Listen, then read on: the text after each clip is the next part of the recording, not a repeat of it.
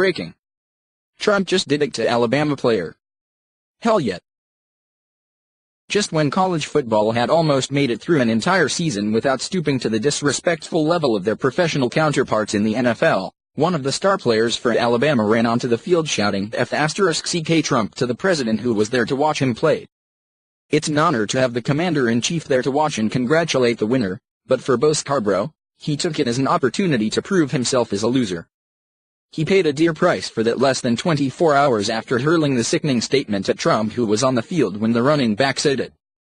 President Donald Trump was greeted by a booming chorus of cheers mixed with a few boos, according to liberals, as he took the field Monday for the singing of our nation's national anthem ahead of the college football title game between Georgia and Alabama. In the roaring thunder of Roll Tide, Alabama's running back shouted his hate for the president with the very audible F***ck Trump as he headed out onto the field where the president stood. Of course, Trump heard it just like every fan and spectator did last night, and it didn't take long for karma to catch up to him, delivering a presidential-sized dose of reality. He had it coming. We have Barack Hussein Obama to thank for ingraining this divisive mentality in Americans and deepening the racial divide to a point that disrespectful antics like what racist Alabama player Bo Scarborough felt entitled to say. Jeff Rainforth broke the story for Freedom Daily Monday night, moments after nasty words flew out of the RB's mouth. President Trump showed up to the game, being the avid sports fan he is. Not to mention, he's a major fan of our country and our national anthem. Trump proudly walked onto the field with members of our armed forces to solemnly observe the singing of the Star-Spangled Banner. Not everyone was proud of our country and our anthem, though. While the entire stadium was grateful that President Trump showed up despite his busy schedule, one Alabama player wasn't, and he, surely inspired by Obama's racist dividing of our country, let Trump know how he really felt about him and all that he's done for us. As Alabama's team was walking onto the field via the stadium tunnel, running back Bo Scarborough let his racist ignorance shine through.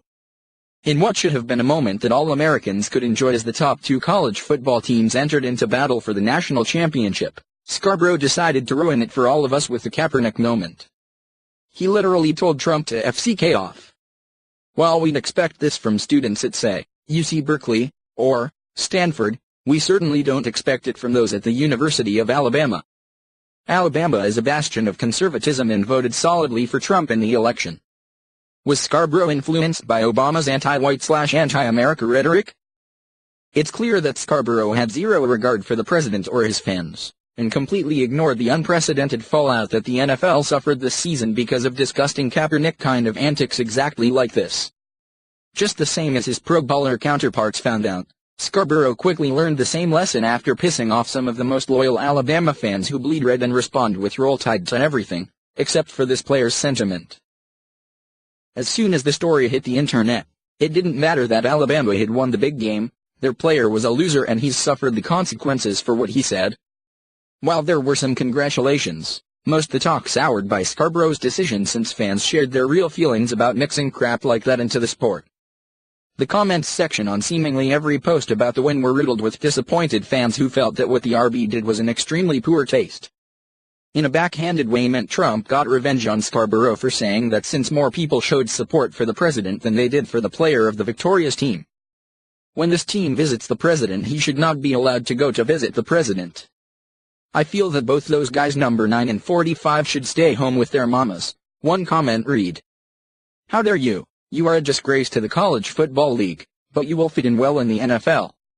I hope one day this will come and bite you in the butt," another angry fan wrote. "It's players like him that cause all the racial problems in our country. A disgrace to Dr. King's dream," another comment read. There were a lot more where these comments came from, but the overwhelming reaction was that Alabama was losing more fans than gaining, despite their incredible win in overtime. Scarborough didn't just ruin it for himself. He took the glory of the win away from the rest of the team who work hard and are respectful and appreciated the president being there to support them.